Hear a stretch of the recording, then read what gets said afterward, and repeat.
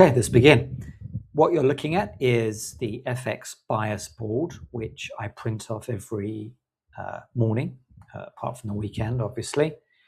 And this was created through the Claude AI agent. It's the pro level. Not sure if that makes a difference or not.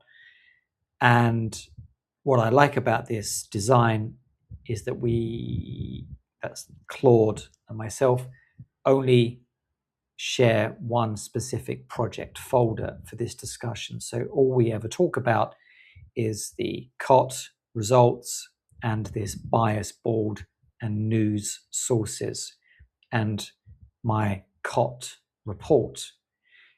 I found that different chats opened in different areas.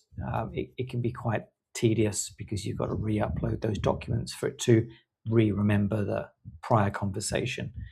So that's how it's created, and the object of today's video is really just to gloss over this. I'm not going to go through every single point because it would just take too long and it would be just too fundamentally boring. But it's called the Morning Brief, and it's here in Thailand time, so every 7 o'clock or 8 o'clock in the morning, I will ask Claude to run the latest daily FX bias board, and it will run that, and then it will print this, what you're seeing here. Now, the changes from day to day are going to be more news related, which I'll go into in just a moment. But fundamentally, the data points that you'll see here, so for example, the COT strength, that will be unchanged because these are updated every week. Okay. So as a result of news releases, or if there's been any interventions, that's fundamentally will be what's changed. Okay. So yeah, morning brief, the FX bias board, you can see here, Monday the 13th of July, which is today's date as I record this video. And it's the news plus COT model, which I'll show in a separate video, which is fuel checked. And we've already discussed this release comes every morning. So it's around about, midnight, 1 a.m., 2 a.m. UK time. And it's updated every working day. Okay, so probably best if I start from the bottom upwards. Okay. So how to read this? News bias sets the direction, and my refreshed COT model snapshot is shown per card with this week's change. It talks about chasing.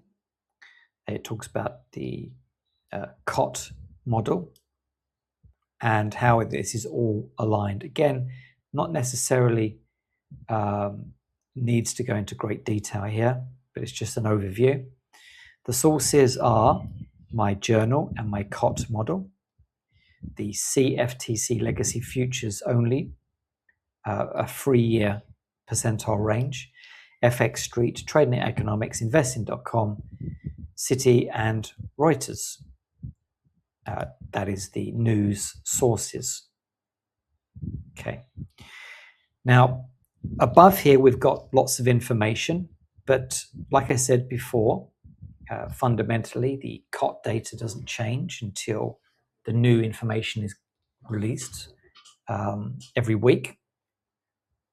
But what revises the board, and these are the high impact ones, is the US CPI.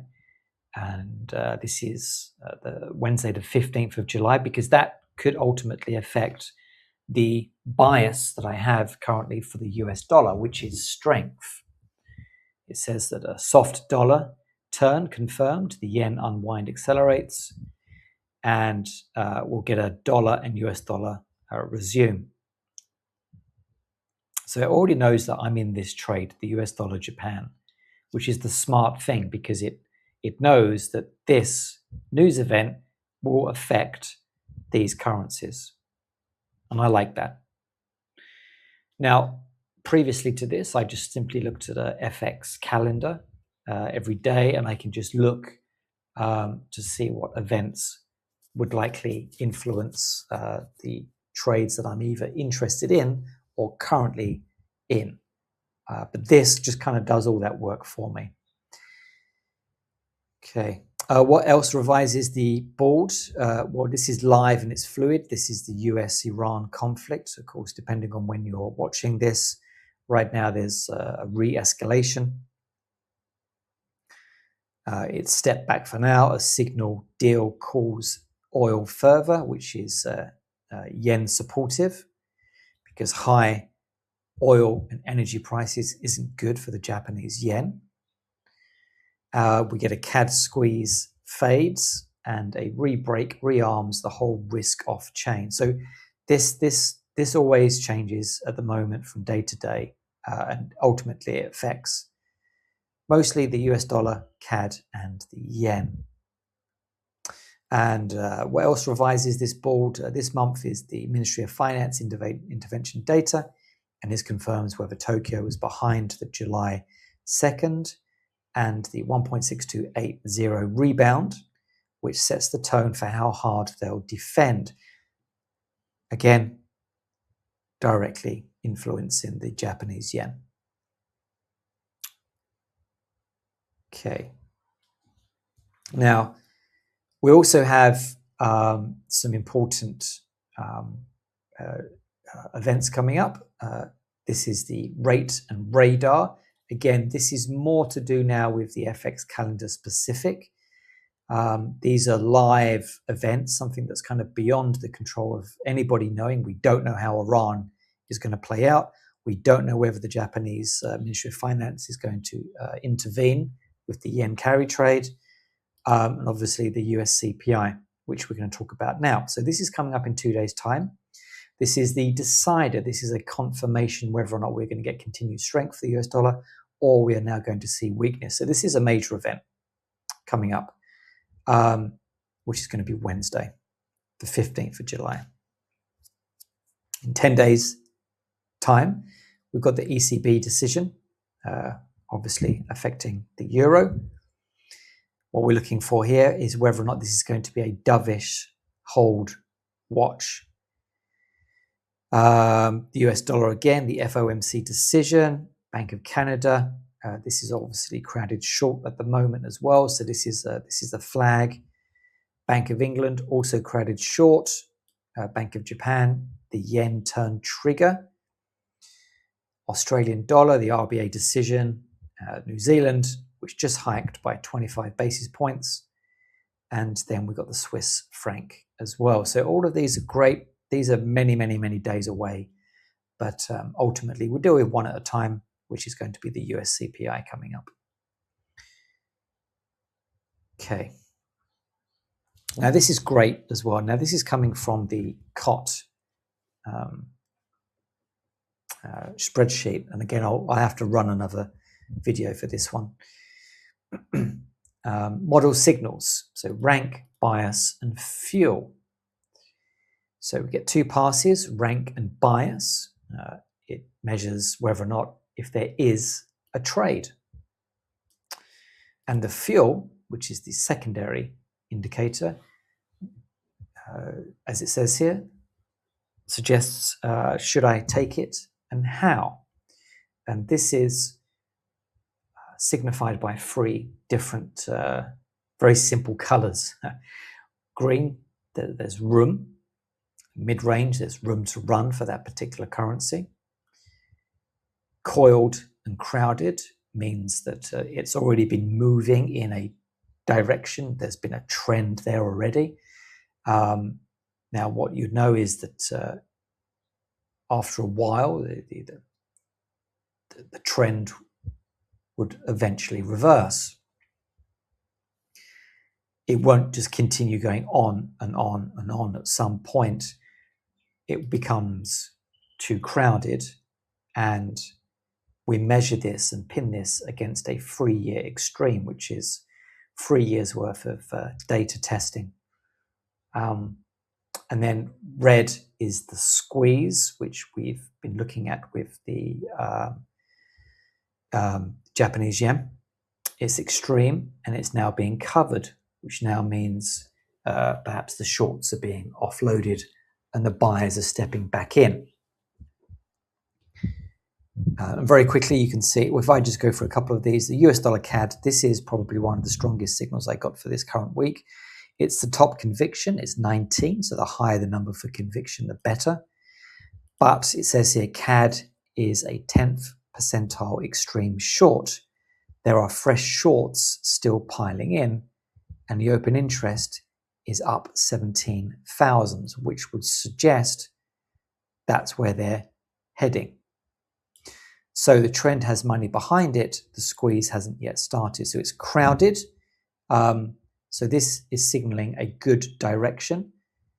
But again, it depends on the path that you take. We'd obviously have to look at the chart for this one. Okay. And then perhaps let's have a look at New Zealand US dollar next before we take a look further up. As you can see, it's measured as a direction of a strong sell. New Zealand dollar is in the 0 percentile. The net short is its 3-year low, so it's the lowest it's ever been in 3 years. And the Royal Bank of New Zealand has just hiked into it. So it's crowded and stalled at the moment. So here we can see we now have the coiled alert pop up. And this is pretty much what we're seeing here. So once again, these are the model signals. So the COT report would just basically print this and it will stay on here until we get a change in either something to do with the rate and data radar, something to do with what revises the board, and obviously the weekly change in net positions and open interest. All relatively boring. No exciting triggers as when to enter the trade or not, but it's purely the fundamental side of things. So I pay more attention to the fact that whether or not a currency has room to move, i.e. the data backs it up and suggests that it does, or whether or not we are at a coiled, crowded, or an extreme squeeze event, because likely we may see some kind of reversal. Okay. Right. Okay, so we can go through a couple of these pairs. Swiss franc, it's weak and corrected, not a crowded extreme. It's writing that because I made a couple of edits. Something that was wrong with the 3-year extreme data. So here it says with the rebuilt 3-year exchange history, that Swiss franc sits mid-range at the 27th percentile. So the US dollar Swiss franc is a strong signal without the squeeze penalty, still not working as a haven. Okay, and it says here that this holds until we get a risk shock, or as it says here, the SNB on the 27th of September. And I think we've already, yeah, there we go. So we've already mentioned that here. It's aware that this decision is coming up. And it says here at the moment it's weak, so we've got clean fuel. We've got plenty of fuel in the tank to carry us through a particular trade. So for example, you would ideally choose a strong currency versus this being a weak currency, and nothing looks likely to change this until the 24th of September. He says, but obviously you never know what events are around the corner. It says here that my COT, it's net minus 37,000. So we're piling into net short. So it is net short.